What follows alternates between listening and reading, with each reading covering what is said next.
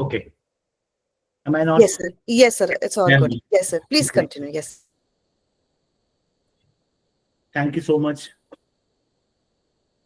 My learned co-speaker today and founder of LDF, my brother advocate Dr. Rajendra Anboli sir, and the distinguished office bearers, members of the esteemed Lawyers Development Forum, coordinator of today's special session, Advocate Ruchi Memadeji, luminaries from the legal fraternity, and my learned brothers and sisters in the profession present over here.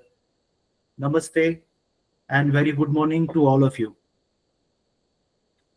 At the beginning, I indeed must admit that I really feel honored to be present amongst you as a speaker in this August gathering of my young and dynamic fellow professionals, advocates. I am thankful to the organizers for the kind words and also for giving me this opportunity to share my thoughts about the laws relating to trust in Maharashtra with respect to procedures and practices, especially for specialization for the youngsters like you. You, as resourceful, talented young practitioners in the legal profession, have a tremendous scope for excellence as well as rapid growth in almost all facets of the legal fraternity. To me, my friends, trust law is an area for practice for my young fellow professionals with great prospects and ample of skill. Just for the sake of information, my friends, the number of trusts registered at present in Maharashtra is around 8 lakhs, if not more. And interestingly, the number of lawyers currently practicing in that area is a few hundreds, not even thousands, I can say. And therefore, it won't be an exaggeration to say, my friends, for the talented young lawyers like you all, the trust side of practice has indeed ample scope beyond doubts.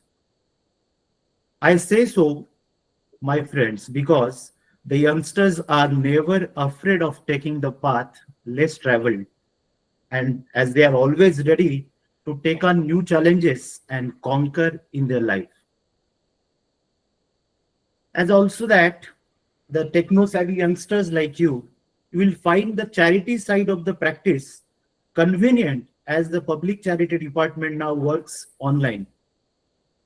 It is important to note the Charity Commissioner has introduced the digitalization process of the Act from the amendment in 2019. The department has launched its website and it is operational.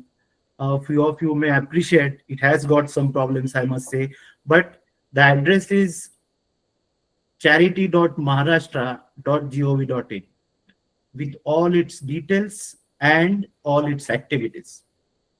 I request you, my friends, to visit the said website once to have full information about the trust laws. Mostly, all the applications can now be made online under this act. The accounts have to be submitted online.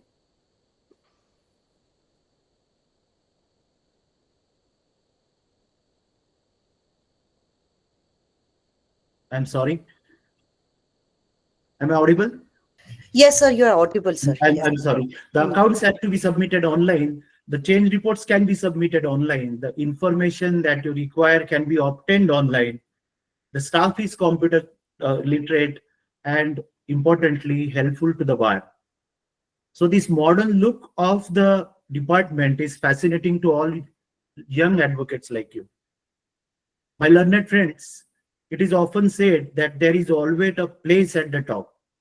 And I sincerely believe that you all certainly deserve the same if you so desire. May I know, my friends, how many of you have ever visited a public trust registration office or a charity commissioner's court functioning in your area? May it be as a visitor or an applicant or a trustee or even as a lawyer. You better do it immediately, my friends, after this, and I'm sure you will be doing it for the sure. The management, I say so, friends, because the management and administration of trusts requires detailed knowledge and understanding of the law and procedures involved thereunder. So this is the reason why we must have a look at this specialized area of practice, as Dr. Angule has said. This has ample of scope, and this is one of the best, I can say, one of the best areas for young lawyers to specialize.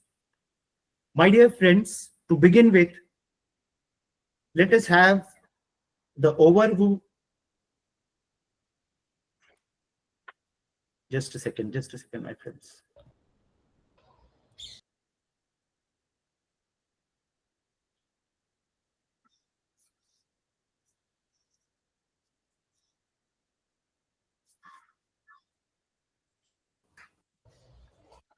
I'm sorry, something went wrong. Okay, No problem, sir. let us begin.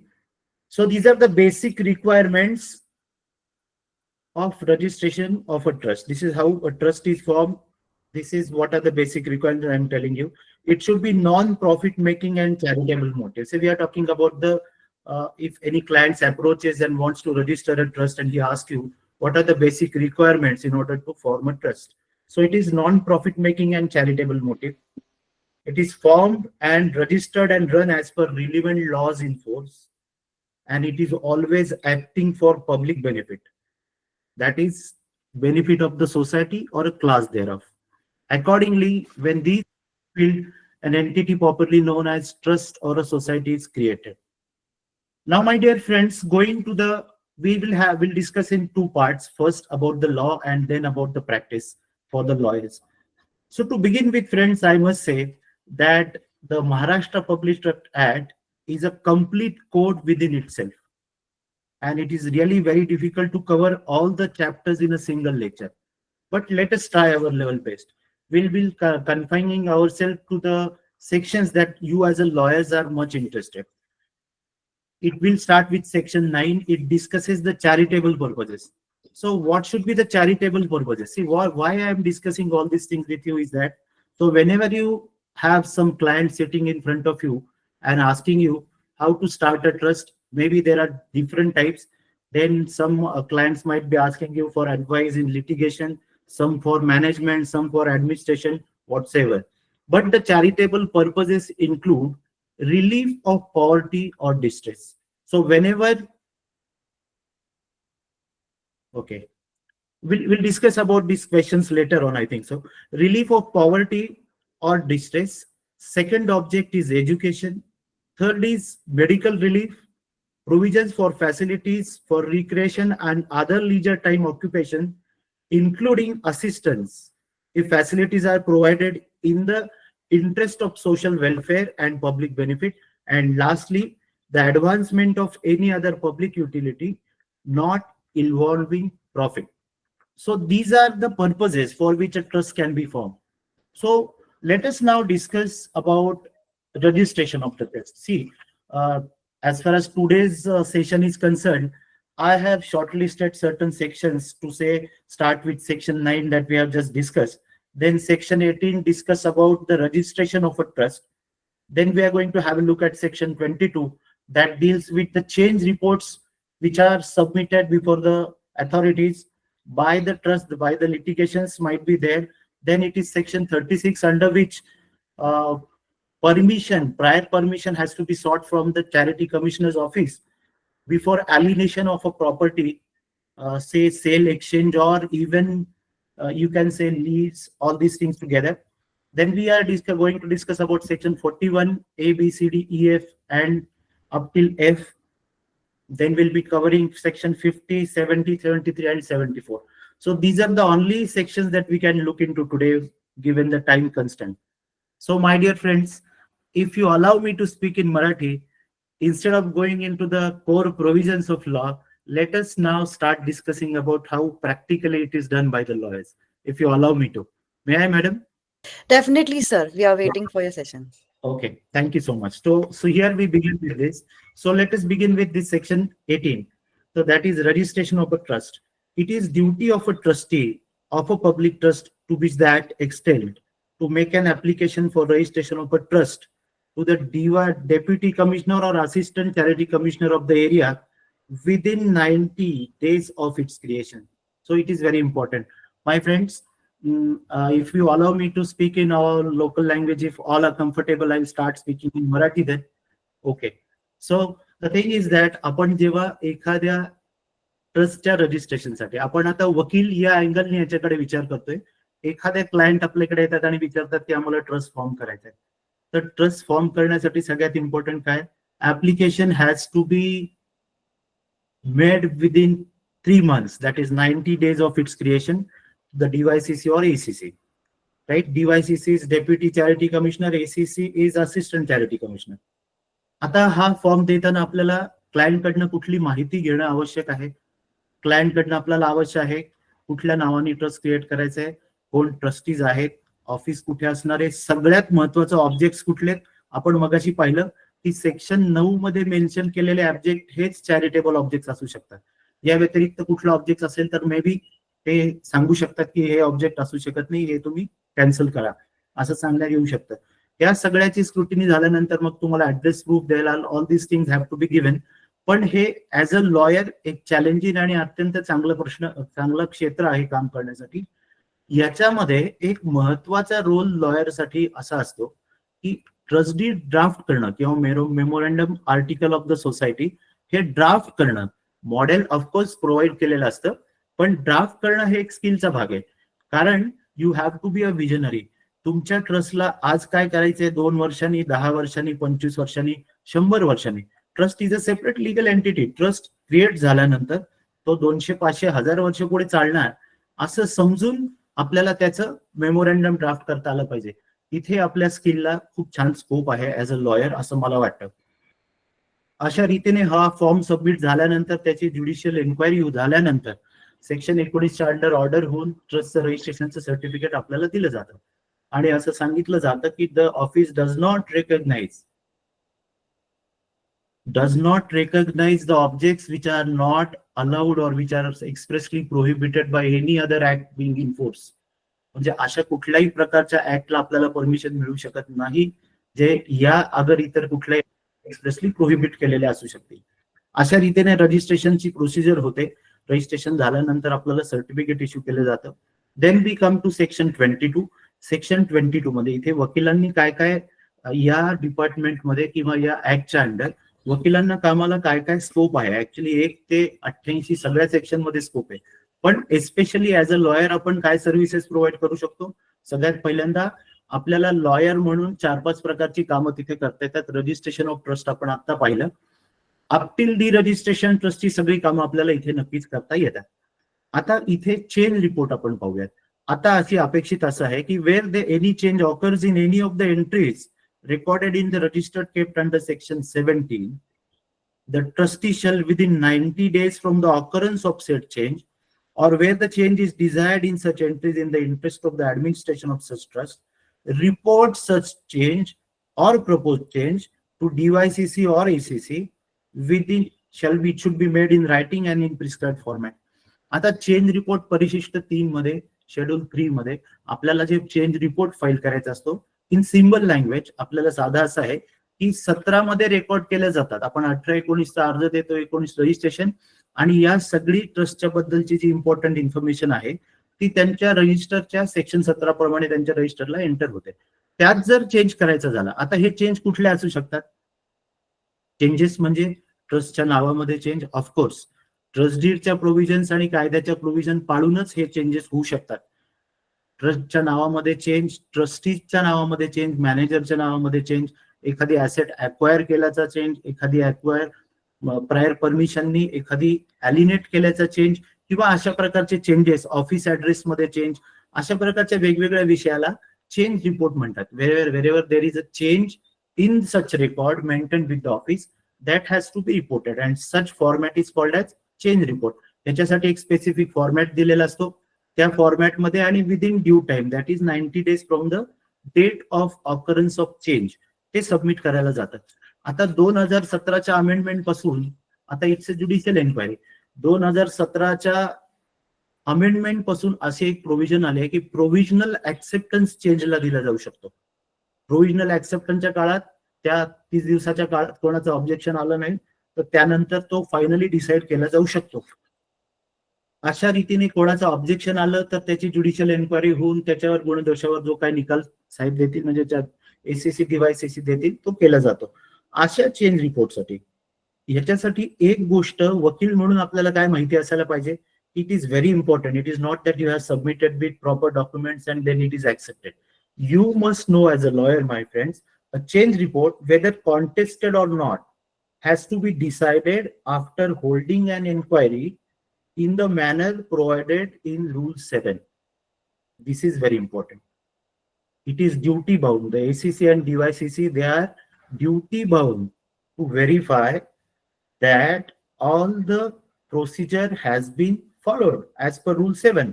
No change report can be accepted unless the authority, as the case may be, after holding an inquiry, comes to a conclusion that the reported change has occurred. This is very important. आपल्या अशा अथॉरिटीला डीवायसीसी किंवा एसीसीना या change रिपोर्टमध्ये त्यांना एका कन्क्लुजनला यायला लागतं की reported change has already taken place, असा इफेक्टिव्ह झालेला आहे. It is important my friends note that the scope of enquiry is not limited to the factum of the change so reported. म्हणजे नुसतं तुम्ही काहीतरी दाखल केलंय त्याच्यासाठी सपोर्टिंग डॉक्युमेंट केले म्हणून तो चेंज रिपोर्ट मंजूर करायचा का? नाही. But it extends to the legality and validity as well. आपल्यापैकी कोणी चेंज रिपोर्ट मध्ये पास झालेल्या ऑर्डर्स आधी पाहिल्या असतील. It is valid and therefore I pass this following order असं लिहिलेलं असतं. म्हणजे ऑफिसरची ड्युटी इथे काय आहे, त्यांनी चेंज झालाय की नाही हे पाहायला पाहिजे, त्याच्यासाठी जे फॅक्ट आहेत ते चेक करायला पाहिजेत आणि नंतर अशा प्रकारे दिलेला चेंज हा लिगल आणि व्हॅलिड आहे की नाही हे सुद्धा चेक करायला पाहिजे. अशा रीतीने आपल्याला चेंजच्या बाबतीमध्ये आपण थोडक्यात माहिती घेऊ शकतो. Penalty for failure to submit the change report. आता अशा रीतीने आपल्याला चेंज रिपोर्ट 90 दिवसात सबमिट नाही करता आला तर त्यासाठी काय आहे, त्याच्यासाठी सेक्शन 66 मध्ये पेनल्टी दिले अप टू मॅक्सिमम ₹10,000. 10,000 रुपयापर्यंत पेनल्टी करून असं चेंज रिपोर्ट अलाउ केला जाऊ शकतो.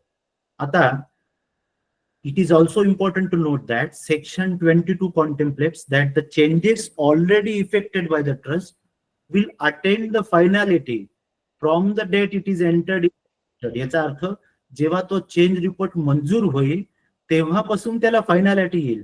But it does not mean that till the changes are recorded in the registered trustees so appointed cannot act as trustees. Very important to note. त्याच्यासाठी एक citation आहे, आपण सायटेशन बद्दल नंतर बोलूया आपल्या वेळेमध्ये आपल्याला पूर्ण करायचं असेल तर. आता ह्याच्यामध्ये कसं आहे की असं समजलं जातं की चेंज रिपोर्ट मंजूर आमचा झालेला नाहीये मग आम्ही काम करायचं की नाही. ऍज अ ट्रस्टी काम जरूर करायला पाहिजे. तो चेंज रिपोर्ट व्हॅलिड म्हणून ऍक्सेप्ट झाला तर तुमच्या ज्या दिवशी अपॉइंटमेंट झाली आहे ट्रस्टी म्हणून त्या दिवशीपासून ते इफेक्टिव्ह होतं. आणि इफ सपोज रिजेक्ट झाला तर मात्र त्यांची पर्सनल रिस्पॉन्सिबिलिटी होऊ शकते. ह्याच्यानंतर आपण जाऊयात सेक्शन 22 मध्येच पुढे 2017च्या अमेंडमेंट मध्ये एक डी रजिस्ट्रेशनची प्रोव्हिजन आली. यापूर्वी कधीही 1950 किंवा कायदा यायच्या आधीपासून ते 2017 पर्यंत कधीही ट्रस्ट एकदा रजिस्टर झाल्यावर ऑफिसकडनं डी रजिस्टर करण्याची प्रोव्हिजन कायद्यामध्ये नव्हती. ती अमेंडमेंट 2017 मध्ये सेक्शन 22(3) प्रमाणे आली. त्याच्यामध्ये काही कारणांसाठी ट्रस्ट डी रजिस्टर करण्यासाठी अधिकार या अथॉरिटीजला देण्यात आलेले आहेत. ते कुठले कुठले कारण असू शकतात? Wien it's purpose has completely fulfilled. एखाद्या ट्रस्ट एखाद्या कारणासाठी निर्माण झाला आणि ते कारणच पूर्ण झालं तर ते झाल्यानंतर तो ट्रस्ट चालवण्यात काही अर्थच राहत नाही, त्यामुळे तो डिरजिस्टर करण्याला कारण असू शकतं. Wien the purpose becomes unlawful. आता एखादं पर्पज एखाद्या काळात लॉफुल असेल आणि नंतर काही दिवसांनी जाऊन ते अनलॉफुल झालं, कायद्यातच बदल झाला तर त्या काळात सुद्धा डिरजिस्ट्रेशन होऊ शकतं. When the fulfillment of the purpose becomes impossible by destruction of the trust property. जी ट्रस्ट प्रॉपर्टी प्रोव्हाइड केलेली आहे ती ट्रस्ट प्रॉपर्टी टोटली डिस्ट्रॉय झाली आणि काहीच शिल्लक नाही राहिलं तर अशाही केसमध्ये ट्रस्ट डिरजिस्टर केला जाऊ शकतो. Trust being revocable. एखादा ट्रस्ट रिवोक करता येण्यासारखा कॅन्सल करता येण्यासारखा अंडर प्रोव्हिजन असेल तर अशा प्रोव्हिजनला ती प्रोव्हिजन इन्व्होक केल्यानंतर ट्रस्ट डिरजिस्टर नक्की करता येतं. आणि when the trustees are found not doing any act for fulfilling the object of the trust. Very important. नुसतं एवढंच नाही, पुढे असंही त्यांनी सांगितलंय की ज्या कारणासाठी ट्रस्ट निर्माण झाला आणि त्याचे ट्रस्टी सुद्धा आहे, पण ते कामच करत नाहीत, ते एकदम डिफर्म झाल्यासारखं झालंय, अशा केसमध्ये पण डिरजिस्ट्रेशनची ऑर्डर दिली जाऊ शकते. आता ह्याच्यामध्ये असं आहे की डिरजिस्ट्रेशनची ऑर्डर द्यायची केव्हा, एखादी कायद्याने करण्यासारखी जी गोष्ट आहे ट्रस्टीजनी, ती त्यांनी सलग 5 वर्ष करण्यापासून ते थांबले असतील. जसं बॅलन्स शीट सबमिट केलं नाही, ज्या काही ऑर्डर पास झाल्यात त्या त्यांनी सॅटिस्फाय केला नाही, तर अशा विविध कारणांसाठी सेक्शन 34चा त्याच्यामध्ये उल्लेख करता येईल. अशा विविध कारणांसाठी ट्रस्ट डिरजिस्ट्रेशनच्या ऑर्डर 100% करता येतील. आता आपण latest move to the next section, that is section 35. त्याच्या आधी सेक्शन 31 ते 34 मध्ये बजेट आणि अकाउंट आणि ऑडिटच्या प्रोव्हिजन्स आहेत, ज्याच्यामध्ये एका पर्टिक्युलर इन्कम पेक्षा जास्त जर ट्रस्टचं वार्षिक उत्पन्न असेल तर त्यांना आर्थिक वर्ष संपायच्या 1 वर्ष आधी पुढच्या वर्षीचं बजेट सबमिट करायला लागतं. 30 सप्टेंबरच्या आत, वर्ष संपल्यापासून, आर्थिक वर्ष संपल्यापासून 6 महिन्यांच्या आतमध्ये त्यांना त्यांचं बॅलन्स शीट सीएनी ऑडिट केलेलं 50,000च्या वर त्यांचा इन्कम असेल, टर्नओव्हर असेल, तर सीएनी ऑडिट केलेलं त्यांना ऑनलाईन सबमिट करण्याची गोष्ट इथे कायद्यामध्ये आपल्याला सांगितले, जे करणं कंपल्सरी आहे. आता नेहमी प्रश्न विचारला जातो की ट्रस्टचं जे काही फंड्स आहेत, इन्कम आहेत, पैसे आहेत, ते इन्व्हेस्ट करायचे कुठे? पैसे आपले नसतात, ट्रस्टीचे नसतात, ट्रस्टचे असतात, त्याचे कस्टोडियन चॅरिटी कमिशनर असतात. मग ते पैसे इन्व्हेस्ट करायचे कुठे? कुठेही पैसे इन्व्हेस्ट करून ते जर का लॉस झाला तर जबाबदार कोण? यासाठी सरकारने सेक्शन 35 मध्ये काही प्रोव्हिजन करून ठेवलंय. त्या प्रोव्हिजन मध्ये असं क्लिअर केलेलं आहे की ते पैसे कुठे गुंतवता येऊ शकतात, जे डायरेक्टली ट्रस्टच्या ऑब्जेक्टसाठी वापरले जाणार नसतील, ज्या पैशांचं जे आयडल राहणार असतील, ते पैसे स्पेसिफिकली कुठे गुंतवता येतात ह्याची प्रोव्हिजन सेक्शन 35 मध्ये आहे. सगळ्यात मुख्य, ह्याच्या कॉन्ट्राव्हेन्शनसाठी पेनल्टी हेवी आहे. अशी गुंतवणूक केली नाही तर त्याच्यासाठी पेनल्टी प्रोव्हाइड केलेल्या आहेत. Now let us move to the next important section, that is section 36. Section 36च्या बद्दल सगळ्यात महत्वाचं काय आहे? वकील म्हणून आपल्याला जसं 18 सेक्शन महत्वाचं आहे, 22 सेक्शन महत्वाचं आहे, 22(3) महत्वाचं आहे, तसाच सेक्शन 36 अत्यंत महत्वाचा सेक्शन आहे. 36 सेक्शन काय म्हणतो? Alienation of immovable property of a public trust. Public ट्रस्टच्या मालकीच्या प्रॉपर्टी हस्तांतरित करण्यासाठी काय प्रायर परमिशन्स घ्यायला लागतात ह्याच्याबद्दल बोलतात. ह्याच्याबद्दल आपण 1-2 मिनिटं फक्त जास्त प्रोव्हिजन्स बद्दल बोलू, इतर प्रोव्हिजन्स बद्दल मी फार बोलणार नाही. No sale, exchange or gift of any immovable property. No lease for a period exceeding 10 years in case of agriculture land, or for a period exceeding 3 years in case of non-agricultural land or building belonging to a trust shall be valid without previous sanction from the charity commissioner. It is very important. ट्रस्टच्या मालकीच्या कुठल्याही स्थावर मालमत्ता, इमूव्हेबल properties यांचं हस्तांतरण कुठल्या पद्धतीने, sale, exchange, gift या कुठल्याही पद्धतीने जर का हस्तांतरण करणार असाल तर ते प्रायर परमिशन शिवाय करता येत नाही. आणि दुसरी गोष्ट, लीज करायचं असेल, ट्रस्टच्या मालकीची मालमत्ता ही जर का लीज करायची असेल तर अशा वेळेस आपल्याला काय करायला लागू शकतं? प्रायर परमिशन घ्यायला लागतंय. इथे सुद्धा चॅरिटी कमिशनर साहेबांनी बघण्याचा प्रश्न कुठला असतो या सेक्शन प्रमाणे, की ह्यात महत्वाचं काय आहे? यात एक गोष्ट महत्वाची आहे की अशी ट्रान्सफर, असं alienation of the property belonging to trust, whether it is beneficial to the trust or not. It is important to note here, if this fact has to be looked into by the charity commissioner. अशा रीतीने मिळवलेलं sanction हे जर का गैरमार्गाने मिळवलं गेलं असेल असं नंतर सिद्ध झालं तर अर्ज करून किंवा सो मोटो अशा प्रकारचं सँक्शन कॅन्सल करू शकतात. आणि पिनल प्रोव्हिजन्स पण आहेत ज्याच्या म्हणजे ज्याच्या अंडर आपल्याला पिनलाइज सुद्धा चॅरिटी कमिशनर करू शकतात.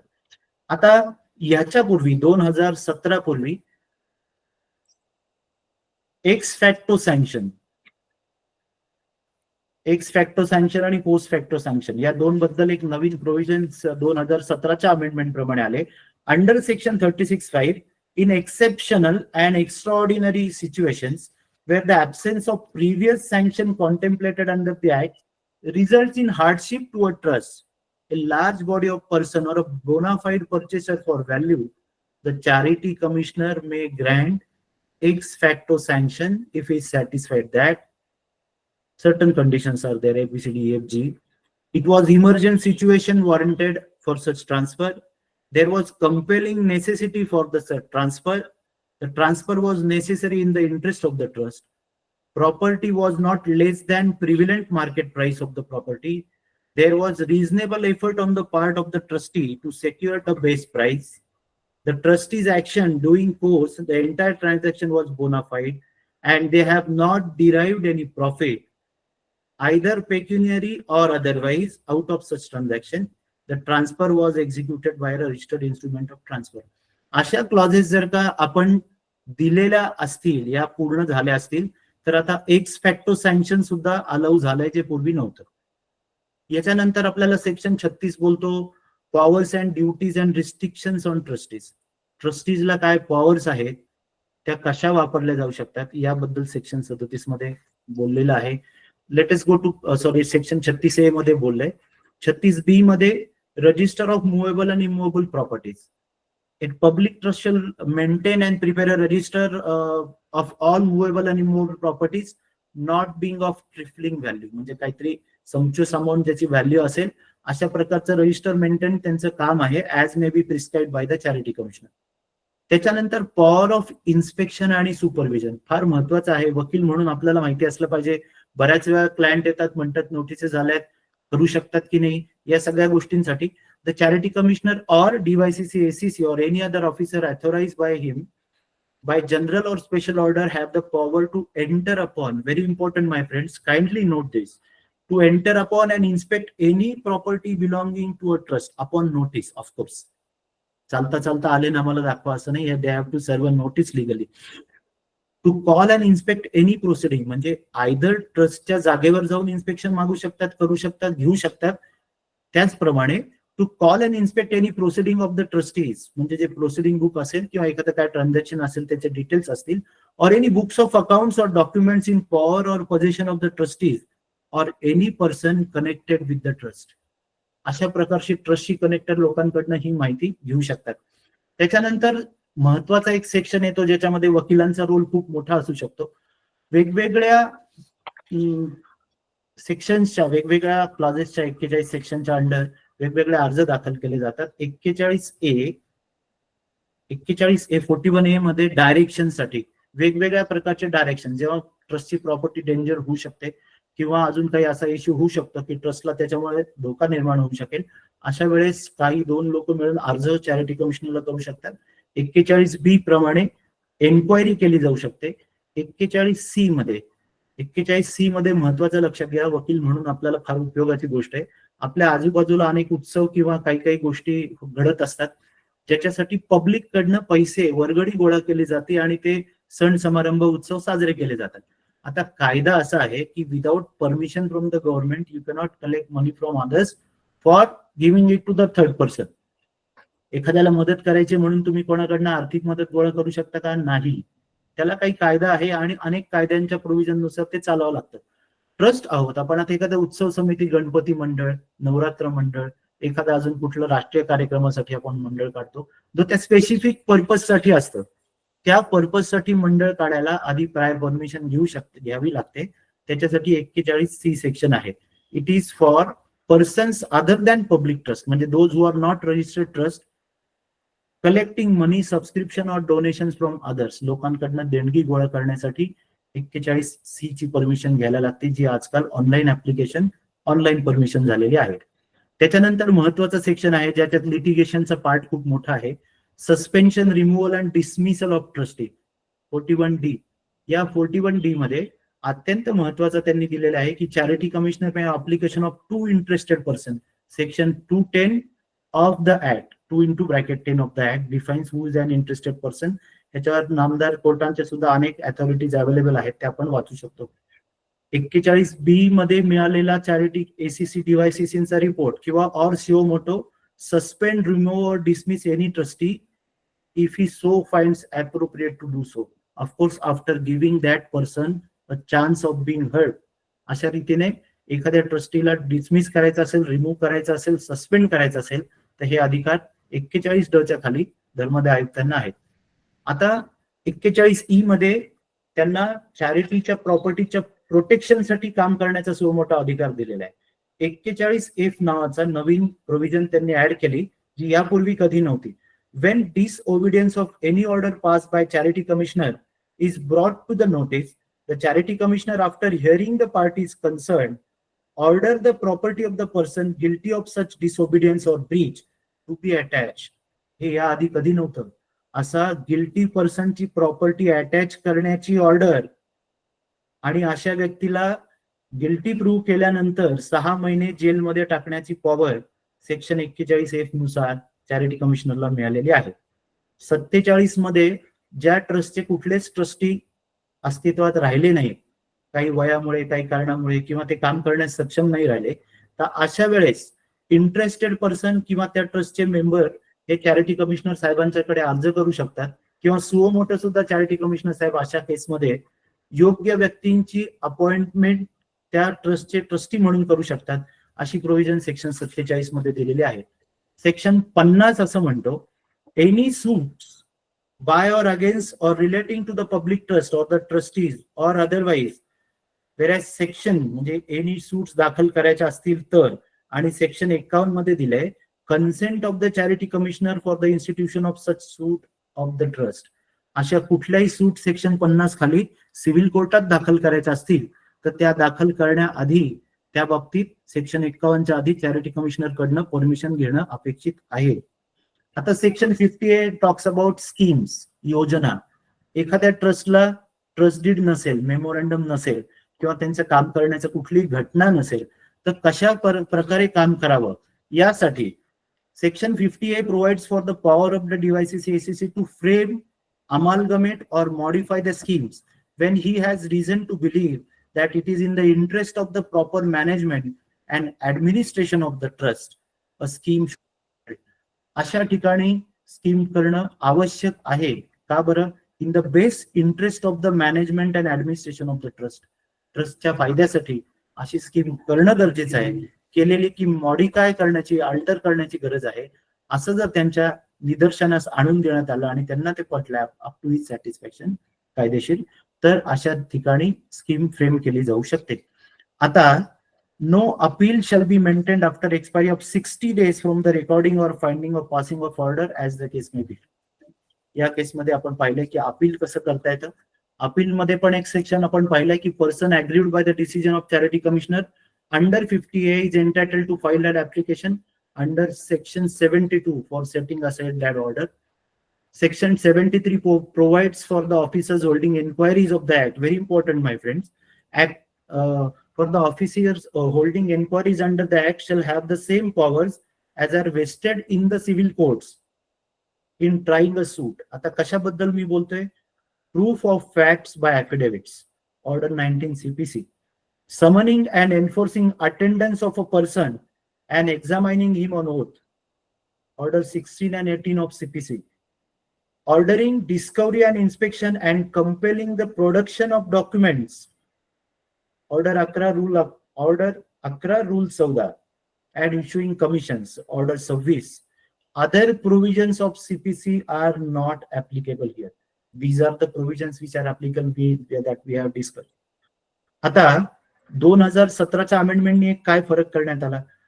DYCC or ACC shall record the evidence in the form of affidavits only, subject to the cross examination of the deponent if permitted by him in appropriate case.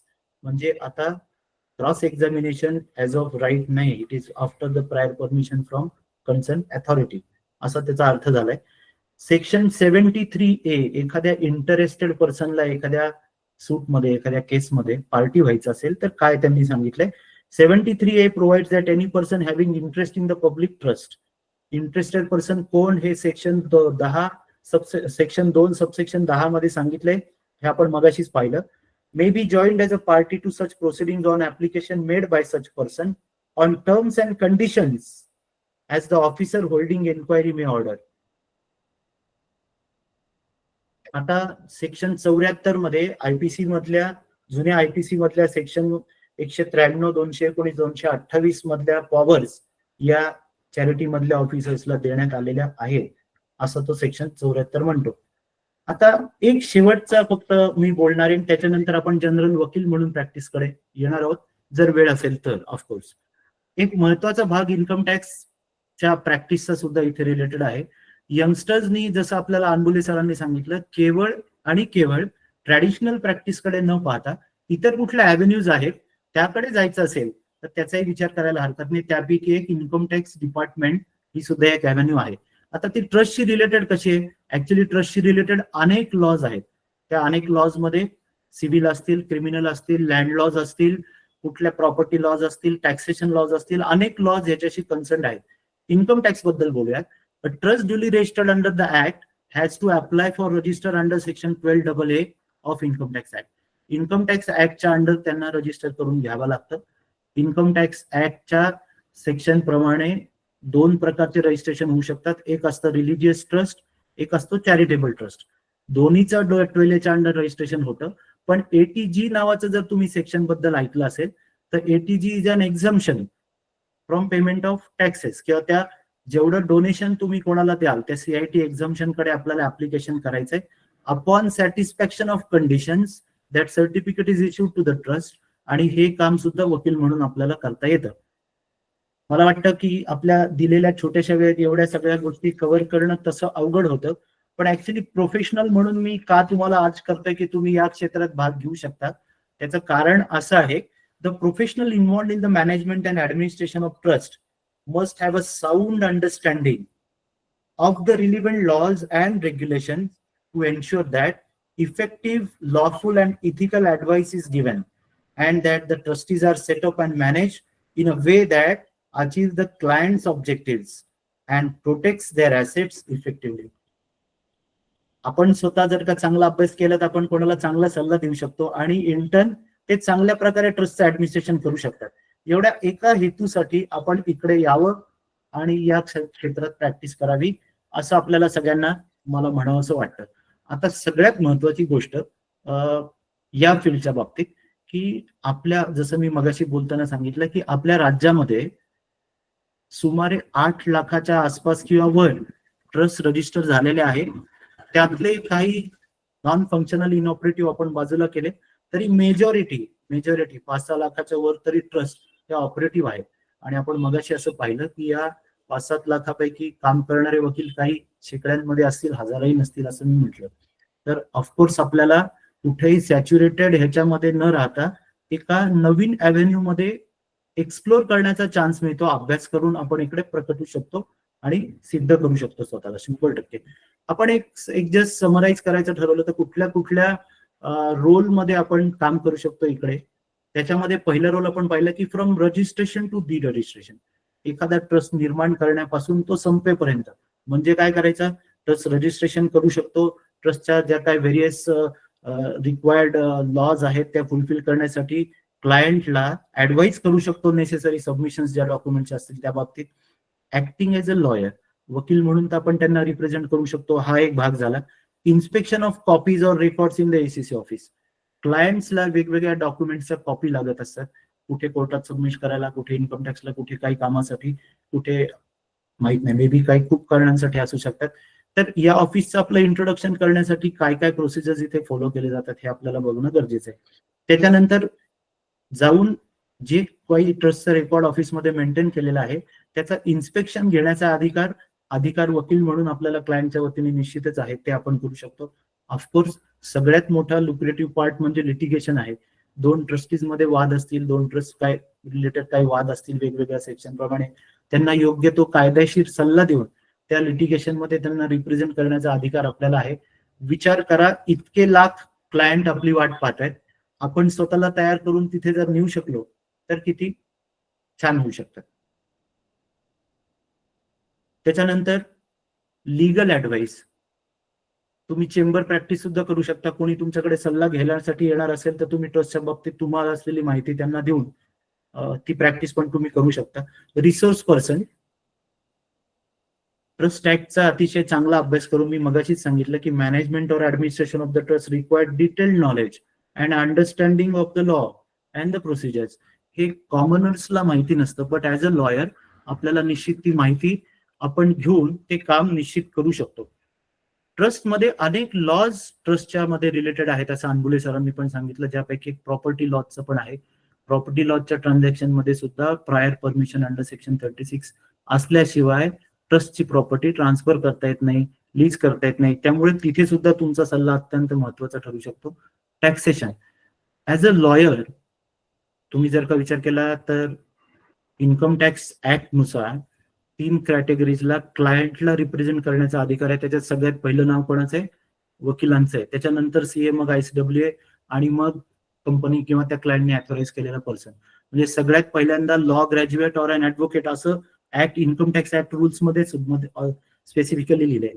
तुमचा अभ्यास इथे तुम्ही छान करू शकलात, क्लायंटला चांगला सल्ला देऊ शकलात तर ट्रस्टच्या पॅन काढण्यापासून ते लिटिगेशन पर्यंत ATG मिळून पुढे अजून जे लिटिगेशन होतील 1023 वगैरे, या सगळ्या गोष्टींसाठी तुम्हाला त्यांना सल्ला देण्याचा वकील म्हणून काम करता येतं 100%. आणि सोशल सर्व्हिस सगळ्यात महत्वाचं. हे ट्रस्ट मंडळी जे असतात हे बऱ्यापैकी सोशल सर्व्हिस मध्ये असतात. आपल्यापैकी ज्या वकिलांना थोडीशी इच्छा असेल, वेळ असेल, आपल्या ज्ञानाचा फायदा प्रो बोनो बेसिसवर जर का दुसऱ्याला करून द्यायची इच्छा असेल तर 100% हे फील्ड अत्यंत चांगलं आहे. या फील्डमध्ये तुम्ही नक्कीच प्रॅक्टिस करू शकता. या येणाऱ्या गोष्टी आपण पाहिल्या, सोसायटी म्हणजे काय, ट्रस्ट म्हणजे काय, हे क्लायंटला समजून सांगणं, त्याचं रजिस्ट्रेशन कसं करायचं, कुठले कुठले कंप्लायन्ससाठी डॉक्युमेंट द्यायला पाहिजेत, या गोष्टी सांगायच्या.